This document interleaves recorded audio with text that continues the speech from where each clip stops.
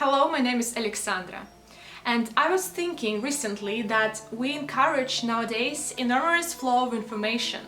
We read lots of news, but not so many people know how to find out the truth, what sources we can use, and to whom we can trust. These habits and skills include media literacy. And to find out what is media literacy, I will come today to the Emerson College to talk to professionals about that subject. There's two things about journalism, how you think and how you do, and they're very much interconnected. Because you can do and you may have the mechanics, but without the thinking and the values, what are the roles, those are the things that are something that have to be done all the time. With media literacy, we're looking to turn things around a bit from the journalist to the consumer of journalism. How can we become literate about the media we consume? All media products, everything the media puts out, is a construction. When people talk about the media, they don't think of it, it's us. Do you think about a writer when you're reading a biography? Do you think about the 8 years that writer spent doing research? Sometimes people in the audience don't. They create their own meaning from what you've presented. They bring their own perspective, biases, whatever. So it's kind of a negotiation. Now, in the United States, and I know to a large extent in the Russian Federation, media is produced by businesses, and businesses want to make a profit. So the model used to be, we'll put ads all around the news, and that's what'll make us our profit. Now, to subscribe to the New York Times costs several, $500 or $600, more than that, I think, a year, digital edition. So they make less from advertising and more from paying for it.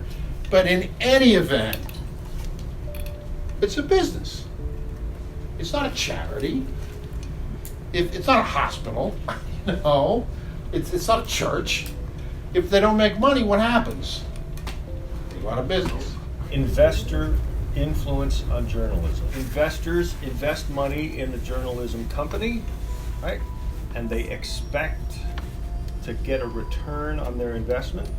They're not going to make an investment of $100,000 and not get any money back. They expect to get $200,000 or $300,000 back. Yes.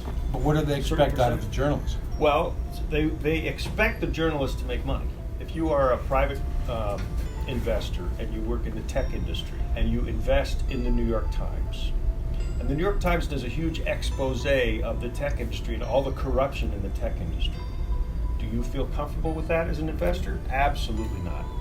And will you try and influence everyone you know at the New York Times to not run that story or to tone it down or to put it take it off the front page? Yes. So those kinds of influence, that happens on the upper layers of journalism, but it happens quite a lot. They would take a journalist out to dinner and say, do you really want to run this story? Because you're a very promising talent. You could work in tech someday. A very famous media critic from the 40s and 50s named A.J. Liebling. I think he was a great writer. He was a sports writer. He was a media critic. But he said, freedom of the press depends on who owns the press. So you have your journalists and your editors, and then you have the owner, the person who is paying all those bills. Yeah. And they very often can be intimidated if they fear that someone will pull the advertising, because they have to look at revenues.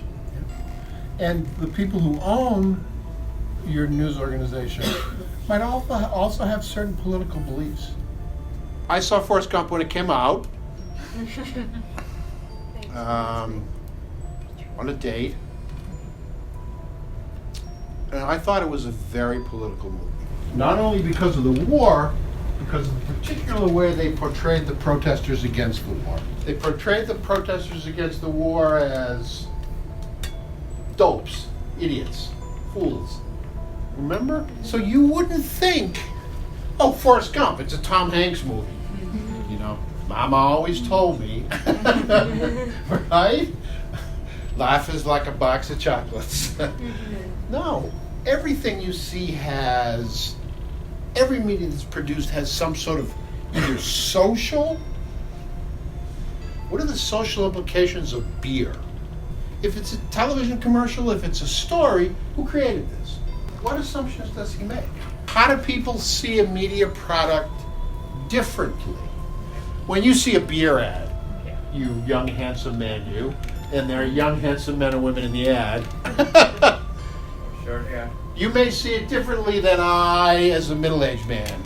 How are different groups portrayed in media productions? We down here in the sophisticated city of Boston think of people in Vermont as like they don't wear shoes. That's true. You know, we have a word for this in English, a slang word, rubes. Unsophisticated. Fake news meant originally the same thing that in intelligence operations, disinformation. I see a very big difference in active readers and passive readers, right? People who are media literate. As people journalists, we want to be media literate, we want to be active readers. So if you read in Tim Riley's tweet, there's a building on fire down the street, what are your first questions? Who is Tim Riley? Why would he say this? Is there a picture? Is Twitter a good platform for this? Is anyone else reporting this? Right? And even take it to the very high level. If the New York Times reports that we're dropping bombs on Syria, then, well, I'm going to go see if the Washington Post is reporting that. I'm going to go see if NBC is reporting that. I'm going to go see if CNN is reporting that. The more sources I can confirm, I can verify, oh yes, the New York Times is not reporting this alone. And many times with breaking news stories, with investigative stories that are very scandalous, you will see someone on CNN say, the New York Times is reporting tonight that Robert Mueller stubbed his toe on the way home from work. We're busy trying to verify that.